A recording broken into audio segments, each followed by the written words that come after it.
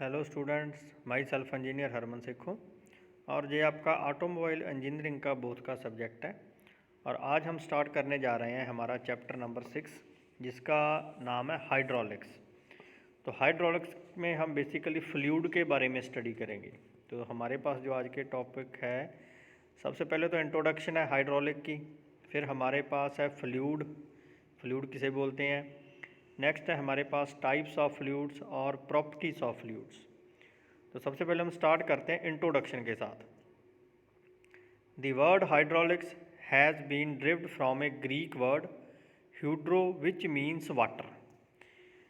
Hydraulic का जो main word, उसका मेन मतलब है भी वाटर। वाटर जैसे फ्लो करता है उसी तरह कोई भी फ्लूइड है, चाहे हमारा ऑयल है, चाहे हमारा कोई भी हम ले लें, जैसे वाटर पार्टिकल्स हो गए हमारे, या बेसिकली हम ऑयल को बोल सकते हैं। ऑयल है तो वो मूव कर सकता है, जिसकी कोई भी विस्कोसिटी है, ठीक है, कहने का मतलब वो हमारा फ्लूइड है। Water exist in all three states. Water को किसी भी स्टेट में हम ले सकते हैं, सॉलिड, लिक्विड एंड गैस में। How ever every matter which exist in nature may be in solid state और फ्लूइड स्टेट। कोई भी चीज़ जो हमें सॉलिड स्टेट में और हमें फ्लूइड की स्टेट में मिल जाए तो वो हमारे लिए एक मैटर है, एक क्वांटिटी है जिसका कोई मास है। फ्लूइड स्टेट में B classified in two categories, liquid state and gases state. तो फ्लूइड को हम दो कैटेगरी में डिवाइड कर सकते हैं, एक तो हमारे पास लिक्विड है और दूसरा गैस है। जैसे ऑयल पार्टिकल, हमारे वाटर पार्टिकल, वो लिक्विड में आ गए, और हमारी some gases, oxygen, nitrogen etcetera, वो हमारी गैसेस फॉर्म में आ गया हमारा fluid. This solid, liquid and gas exhibit different characterizations as account of their different molecular structure. लेकिन अगर उसी फ्लूइड को हम डिफरेंटली रखें तो उसकी हर एक की डिफरेंट मॉलिक्यूलर स्ट्रक्चर है। सॉलिड की अलग है, लिक्विड की अलग है, गैस की अलग है। तो हम आज बेसिकली हमारा जो आज का फोकस है वो है फ्लूइड के ऊपर। A fluid may be defined as following. A fluid is a substance which is capable of flowing. जिस भी सब्सटेंस की कैपेबिलिटी है फ्लो करने की, फ्लो कहाँ पर करेगा, फ्लोर पे फ्लो कर सकता है या किसी पाइप में फ्लो कर सकता है। जिस भी किसी भी मैटर की कैपेबिलिटी है जो फ्लो कर सके, जो सब्सटेंस फ्लो कर सके, उसे हम बोलेंगे fluid. A fluid is a substance which deform continuously when subjected to external shearing force. और जो हमारा फ्लूइड है उसे हम डीफॉर्म कर सकते हैं। अगर उसके ऊपर वेट डालें, जैसे पाइप में पानी फ्लो कर रहा है, तो उसको बेंड कर सकते हैं, उसकी डायरेक्शन चेंज कर सकते हैं ईजिली। तो इसीलिए हम बोल सकते हैं भी फ्लूइड एक सब्सटेंस है जिसे हम शीयरिंग फोर्स के साथ हम उसे डीफॉर्म कर सकते हैं, उसकी शेप को। तो fluid has no definite shape of its own. Fluid की कोई अपनी शेप नहीं होती, but take the shape of containing vessel. और जिस वेसल में फ्लूइड को रखा जाता है उसी की शेप ये ले लेता है। A fluid has no tensile strength और very little of it, and it can resist compressive force only when it is kept in a container. Fluid के ऊपर कोई टेंसाइल स्ट्रेंथ नहीं होती इसकी, लेकिन ये कंप्रेसिव फोर्स को सहन कर सकता है जितनी इसकी कैपेसिटी, और कंप्रेसिव फोर्स लगा भी सकता है। जितने कंटेनर में जितना फ्लूइड है उतनी उसकी कैपेसिटी हो सकती है। When a substance to shearing force a fluid deform continuously as long as this force is applied. जब हम फ्लूइड के ऊपर शीयरिंग फोर्स लगाएंगे तो वो उतनी देर तक डीफॉर्म हो सकता है जितनी देर तक उसे सह सकता है, जितनी देर तक हम उसके ऊपर फोर्स अप्लाई रख सकते हैं। For mechanical analysis fluid is considering to be continuum. तो मैकेनिकल में फ्लूइड का हमारे पास बहुत जगह पे यूज़ है। जैसे हमारे पास हाइड्रोलिक जैक है, आजकल हमारे ट्रॉलीज आती हैं या हमारे कंटेनर आते हैं जो एक जैक के साथ ऊपर को उठाते हैं तो ट्रॉली हमारी खाली हो जाती है, तो वहाँ पर हमारा फ्लूइड का यूज़ है। और भी ब्रेक में यूज़ है फ्लूइड का, और भी कई जगह पर जहाँ पर हमें ज़्यादा फोर्स की ज़रूरत है लेकिन फ्लूइड की वजह से हम कम फोर्स से वो काम कर सकते हैं। तो यहाँ पर मैकेनिकल में हमारे लिए इम्पॉर्टेंट है fluid. Its continuous distribution of matter with no voids और एम्प्टी स्पेस। अगर उसमें कोई वाइड नहीं है, कोई होल नहीं है, कोई एम्प्टी स्पेस नहीं, तो हम फ्लूइड से जितना मर्जी काम ले सकते हैं। Some of the examples of the fluid are water, air, hydrogen gas, oil, paint, mercury, blood, glycerine, honey etcetera are fluid.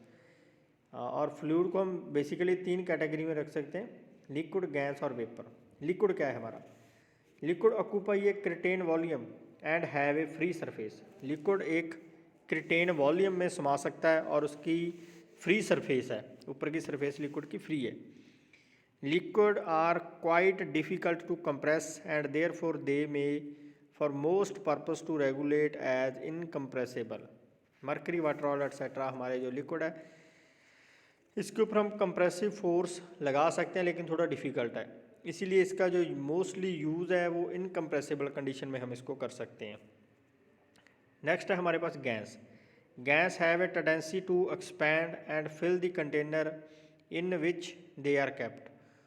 Gas की टेंडेंसी है वो फ्रीली एक्सपैंड कर सकती है। जैसे अपने कंटेनर में गैस डाली, किसी सिलेंडर में गैस डाली, तो किसी भी जगह किसी भी साइड को मूव कर सकती है जिसमें इसको रखा जाता है। This do not have a free surface, लेकिन उसका कोई फ्री सरफेस नहीं है। जैसे वाटर है, वाटर के सरफेस को आप टच कर सकते हो अगर कंटेनर आपका हाफ फिल्ड है, लेकिन गैस क्या है? गैस तो पूरे कंटेनर में ही है। Gas when subjected to normal stress change their volume considerably. अगर गैस के ऊपर नॉर्मल स्ट्रेस आती है, उसका टेम्परेचर, प्रेशर चेंज होता है, तो उसकी जो वॉल्यूम उसके साथ चेंज हो जाती है। A slightly change in temperature has significant effect on its volume and pressure. Gas की हमारे पास एग्जांपल है हाइड्रोजन गैस है, एयर है, नाइट्रोजन है, कार्बन डाइऑक्साइड है, कोई भी गैस आप यूज़ कर सकते हो। तो नेक्स्ट है हमारे पास vapour. Vapour is a gas whose temperature and pressure are such that it is very near the liquid state। अगर हम गैस को हाई टेम्परेचर प्रेशर दे देंगे, ठीक है, तो उसकी स्टीम बननी स्टार्ट हो जाएगी, वो वेपोरेशन से उसको द्वारा वो लिक्विड में कन्वर्ट होना स्टार्ट हो जाएगा। तो अगर वेपर फॉर्म क्या है? किसी लिक्विड की स्टेट है जब वो हीट को सेंस करता है, और किसी गैस को हम दोबारा फिर लिक्विड में कन्वर्ट कर सकते हैं, मतलब एक दोनों के बीच की कंडीशन है, ठीक है, जिसको हम इन दी वेपर फॉर्म हम यूज़ कर सकते हैं। तो नेक्स्ट हमारे पास है टाइप्स ऑफ फ्लूइड। बेसिकली हमारे पास 2 तरह के फ्लूइड होते हैं, आइडियल फ्लूइड और रियल फ्लूइड। पहले हमारे पास है ideal fluid. The fluid which have no viscosity and surface tension are incompressible are called ideal fluid. जो फ्लूइड की कोई विस्कोसिटी नहीं है, विस्कस फोर्स नहीं लगती, कोई सरफेस टेंशन नहीं है। सरफेस टेंशन क्या होता है? उसकी मॉलिक्यूलर फोर्स, ठीक है, इंटरनल मॉलिक्यूलर फोर्स जो उसको पकड़ के रखती है उसके मॉलिक्यूल को। अगर किसी फ्लूइड की कोई विस्कोसिटी नहीं है, कोई सरफेस टेंशन नहीं है, तो वो इनकम्प्रेसिबल है, तो उसे बोलेंगे हम ideal fluid. However in natural ideal fluid do not exist and therefore these are all the imaginary fluid. लेकिन रियल में आइडियल फ्लूइड हम नेचर में नहीं देख सकते, लेकिन हम उसको इमेजिन कर सकते हैं और हम उसको बना सकते हैं। These are considerable by mathematically, simply mathematical analysis, air, water etcetera may however be treated as ideal fluid. लेकिन हम किसी चीज़ को बेस तो मानकर चलना ही है, इसीलिए फिर हम एयर को, वाटर को एज ए आइडियल फ्लूइड मानकर चलेंगे हम। तो इसकी शेयर स्ट्रेस भी 0 ही है, टॉ इज इक्वल टू 0। तो नेक्स्ट है हमारे पास real fluid. The fluid which are actually available in nature, nature में अवेलेबल है, are called real fluid. These fluid process property such as viscosity भी है उसकी, सरफेस टेंशन, कंप्रेसिबिलिटी, उसकी विस्कोसिटी भी है, विस्कस फोर्स भी है उसमें, सरफेस टेंशन भी है उसकी, और उसकी कोई कंप्रेसिबिलिटी भी है। And therefore a certain amount of resistance is always offered by these fluids when they are set in motion. These are further subdivided in following categories. तो रियल फ्लूइड को हम, जिसको हमने अपने साइंटिफिकली मानकर चलना है, तो उसकी हमारे पास अलग अलग टाइप्स हैं, जैसे उसकी प्रॉपर्टीज़ है ये। जैसे सबसे पहले Newtonian fluid. The fluid which obey Newton's law of viscosity are called Newtonian fluid. जो फ्लूइड हमारा न्यूटन के फर्स्ट लॉ को फॉलो करता है वो है हमारा Newtonian fluid. In this there is a linear relation between the magnitude of shear stress and the resultant rate of angular deformation. तो हमारा फॉर्मूला निकलेगा यहाँ से न्यूटोनियन फ्लूइड का, tau equal to mu d v upon d y. तो next है हमारे पास non Newtonian fluid, fluid which do not follow the linear relationship between the shear stress and rate of deformation are termed as non Newtonian. जो fluid इस relation को नहीं मानते भी shear stress and rate of deformation को, जितनी आपने stress लगाई उतनी ही डिफॉर्मेशन नहीं होती, उससे कम और ज़्यादा होती है, तो वो है हमारे non Newtonian fluids. Tau equal to mu d v upon d y की पावर एन, क्योंकि जो हमारी डिफॉर्मेशन है उसमें चेंज आनी है, उसमें वो ज़्यादा भी हो सकती है कम भी हो सकती है। अगर एन की वैल्यू 1 है तो वो हमारा न्यूटोनियन फ्लूइड बन गया, मतलब हमारे लॉ को फॉलो कर रहा है वो।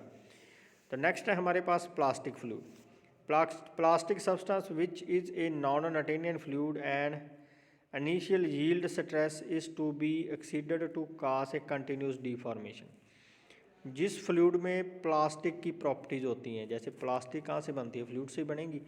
अगर कोई फ्लूइड डीफॉर्म होके अपनी उस कंडीशन में वापस आता है जहाँ हम उसको डीफॉर्म करके कोई और प्रोडक्ट तैयार कर सकते हैं, तो वो है हमारा प्लास्टिक फ्लूइड, वो हमारी नॉन न्यूटोनियन कैटेगरी में आएगा।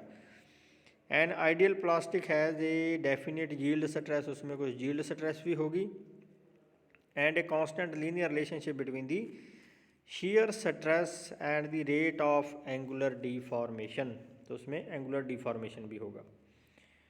तो ये हमारे पास एक टाइप्स ऑफ फ्लूइड का एक चार्ट बनता है। तो पहले हम उसका फार्मूला देख लें। A thixotropic substance which is a non Newtonian fluid has a non linear relationship between the shear stress and rate of angular deformation. We want initial yield stress. In this tau is equal to constant plus mu dv upon dy की power n, क्योंकि non Newtonian है लेकिन plastic है fluid, हम उसका use कर सकते हैं। नेक्स्ट है elastic solids, these are presented by a vertical axis of diagram, these are all shown in figure.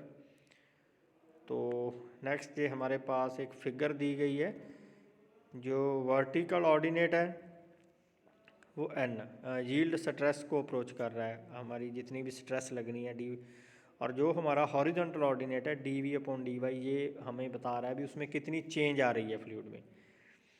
अगर फ्लूइड हमारा नॉन न्यूटोनियन है तो वो सीधा जाएगा, जितना प्रेशर डाला उतनी चेंज आ गई। न्यूटोनियन में भी ऐसे जाएगा। Now non Newtonian plastic fluid, ये फर्स्ट वाली कर्व है, सीधी जाएगी फ्रेंड, मतलब डीफॉर्म हो गया तो दोबारा उसी शेप में वापस नहीं आएगा। आइडल फ्लूइड को ऊपर रखा गया है, थैरोक्सिप को भी ऊपर रखा गया है। तो डायग्राम इंपॉर्टेंट है, आप ऐसे इसको याद कर लेना। नेक्स्ट है हमारे पास प्रॉपर्टीज़ ऑफ फ्लूइड। प्रॉपर्टीज़ कौन कौन सी है? मास डेंसिटी है, specific weight, specific volume, specific gravity, viscosity, vapour pressure, चुएजननेस उसकी चिपकाहट, adhesion, surface tension, capillary compressibility. तो वन बाय वन हम इसको डिस्कस करेंगे। सबसे पहले हमारे पास है mass density, density of fluid जिसे हम बोलते हैं, घनता बोल सकते हैं। The mass density of a fluid may be define as mass per unit volume at standard temperature and pressure. Mass per unit volume, mass upon volume, basically इसका formula आएगा rho is equal to m upon v. M क्या है? Mass of fluid, जितना fluid का mass है, upon we जितनी उसने volume occupy की है। तो इसके एसआई यूनिट है हमारे पास किलोग्राम पर मीटर की क्यूब, क्योंकि मास को हम किलोग्राम में मेज़र करते हैं और वॉल्यूम को मीटर की क्यूब में। तो बेसिकली नॉर्मल फार्मूला आ गया हमारे पास एम अपॉन वी, किलोग्राम पर मीटर की cube. It is also known as density of fluid और स्पेसिफिक मास ऑफ फ्लूइड। इसे हम डेंसिटी भी बोल सकते हैं और स्पेसिफिक मास ऑफ फ्लूइड भी बोल सकते हैं। Mass density decrease with increase in temperature. अगर टेम्परेचर बढ़ेगा तो मास डेंसिटी ऑफ फ्लूइड की डिक्रीज होती रहेगी। And increase with increase in pressure, और अगर इसका प्रेशर इंक्रीज होगा तो उसके साथ ये इंक्रीज होगी। तो नेक्स्ट है हमारे पास स्पेसिफिक वेट। तो उसी तरह मास डेंसिटी की तरह the specific weight of fluid may भी define as weight per unit volume at standard temperature and pressure. Weight हो गया weight of fluid upon its volume. तो it is donated by W. SI units are newton per metre की cube. तो mass को हम kilogram में measure करते थे, तो यहाँ पर जो हमारे पास है वेट उसको हम न्यूटन में मेज़र करेंगे। तो इसीलिए हमारे पास आ गया न्यूटन पर मीटर की क्यूब।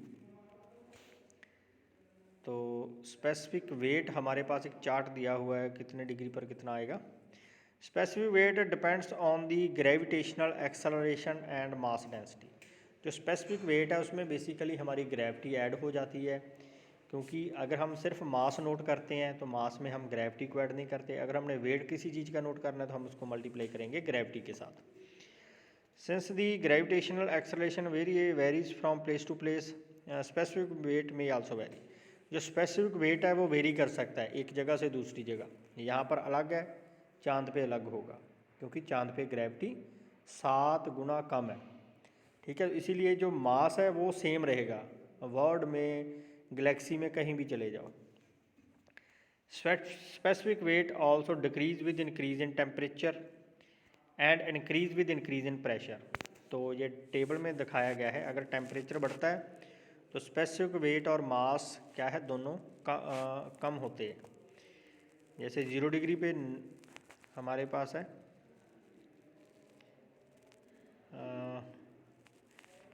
तो ये इसका बेसिकली सिंपल फार्मूला है, तो टेबल से आप थोड़ा सा गो थ्रू हो जाना।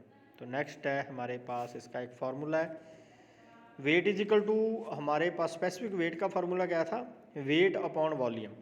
तो वेट किस चीज़ से बना है, मास इंटू ग्रेविटी से। तो हम उसको हमने लिख दिया मास इंटू ग्रेविटी। तो फिर हम स्पेसिफिक वेट का फार्मूला क्या लिख सकते हैं, रो इंटू जी, क्योंकि रो हमारा है m upon v. M upon v क्या है, हमारा मास डेंसिटी, इंटू ग्रेविटी के साथ हमने उसको मल्टीप्लाई कर दिया, तो हमारे पास सिंपल सा फार्मूला आ गया। तो नेक्स्ट है हमारे पास स्पेसिफिक वॉल्यूम। स्पेसिफिक वॉल्यूम का फार्मूला बनेगा स्पेसिफिक वेट से, उसको उल्टा करके लिख दो तो हमारा आ जाएगा specific volume. It is defined as the volume per unit weight of fluid. पहले वॉल्यूम नीचे था, अभी वॉल्यूम ऊपर ले जाओ, वॉल्यूम अपॉन वेट, तो हमारा आ गया specific volume. It is donated by v, it is the reciprocal of specific weight. ठीक है, तो आप सीधे से देख रहे हो, तो यूनिट फिर क्या आ गया इसके, मीटर की क्यूब पर किलोग्राम। तो स्पेसिफिक वॉल्यूम हमारा आ गया volume upon weight of fluid. तो बेसिकली हम इसको लिख सकते हैं स्पेसिफिक वॉल्यूम हमारा जी अपॉन 1 अपॉन रो भी आ सकता है, अगर हम उसको मास को कंसिडर करेंगे तो। ठीक है, तो नेक्स्ट हम देखते हैं हमारे पास है स्पेसिफिक ग्रेविटी। अभी हमारे पास फार्मूला था स्पेसिफिक वॉल्यूम का, तो स्पेसिफिक ग्रेविटी हमारी आएगी किसी भी स्टैंडर्ड फ्लूइड को हम मानकर चलेंगे। स्टैंडर्ड फ्लूइड हमारा क्या है, वाटर है। Specific gravity is the ratio of specific weight of fluid to specific weight of standard fluid. किसी भी फ्लूइड की स्पेसिफिक ग्रेविटी आपने निकालनी है, जैसे आपने मान के चलो पेट्रोल की स्पेसिफिक ग्रेविटी निकालनी है या डीजल की निकालनी है, तो हम specific weight of petrol upon specific weight of water, जैसे आपने डीजल की निकालनी है तो specific weight of diesel upon specific weight of water, मतलब वाटर को हम बेस मानकर चलेंगे इसमें। तो ये इसका फार्मूला है, आप इसको नोट डाउन कर सकते हो। तो नेक्स्ट है हमारे पास विस्कोसिटी। विस्कोसिटी क्या है, फ्लो उसका। It is that property of fluid by virtue of which it offer resistance to the movement of one layer of fluid over the adjacent layer. जब भी फ्लूइड मूव करता है तो उसकी नंबर ऑफ लेयर्स होती है। ठीक है, तो फ्लूइड एक लेयर दूसरी लेयर के ऊपर रेजिस्टेंस प्रोड्यूस करेगी, दूसरी तीसरी के ऊपर करेगी, ऑपोजिट रेजिस्टेंस भी प्रोड्यूस करेगी, तो वो है उसकी विस्कोसिटी जो उसको फ्लो करने में मदद करेगी। It is a primary due to a chosen and molecular movement exchange between fluid layer and as a flow occur these effect appears as a shearing stress between moving layer of fluid। तो इससे क्या है, दोनों में shearing stress आएगी। तो ये viscosity को एक डायग्राम के साथ शो किया गया है। तो the inability of the fluid to resist shearing stress give their characteristic property to change shape और टू फ्लो। तो उसको फ्लो करने की उसकी कैरेक्टरिस्टिक प्रॉपर्टी को वो चेंज कर सकती है। तो डायग्राम से आपको इजीली समझाया जाएगा, जैसे ऊपरली लेयर है और एक नीचे वाली लेयर है, तो दोनों में जो डिफरेंस उसने डी वाई का लिया हुआ है, तो कितना उसके ऊपर shear फोर्स वो लगा रही है, तो हम उसको मानकर चलेंगे d v upon d y, उसका जो चेंज इन एरिया उसमें आ रहा है। तो ये इसका हमारे पास फार्मूला है, tau is equal to mu d v upon d y. तो म्यू है हमारा कोफिशिएंट ऑफ विस्कोसिटी, तो यहाँ से हम विस्कोसिटी निकाल सकते हैं। तो न्यूटन लॉ ऑफ विस्कोसिटी आ गया हमारे पास। तो विस्कोसिटी की आगे अलग अलग टाइप्स है हमारे पास, जैसे काइनेमेटिक विस्कोसिटी है, तो उसका ये फार्मूला आपके पास आ गया। तो ये उसी को रीअरेंज कर देना है आपने फिर। तो आपका लेक्चर समाप्त होता है। तो thanks to all of you, thank you.